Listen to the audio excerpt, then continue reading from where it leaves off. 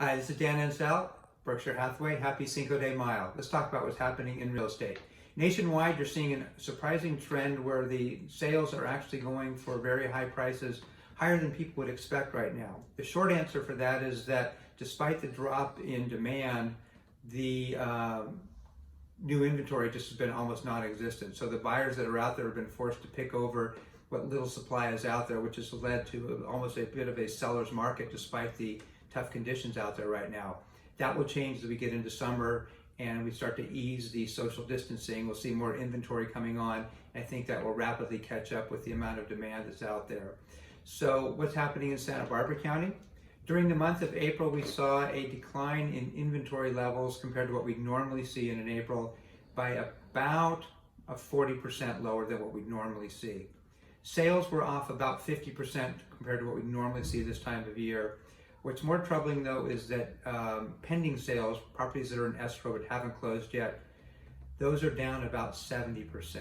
So you're going to see some bleak closing statistics for May and June based on what we've got going on right now.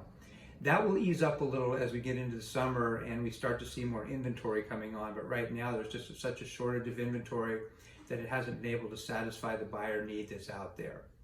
In Montecito, similar to Santa Barbara, inventory levels down about 40% compared to what we normally see for this time of year.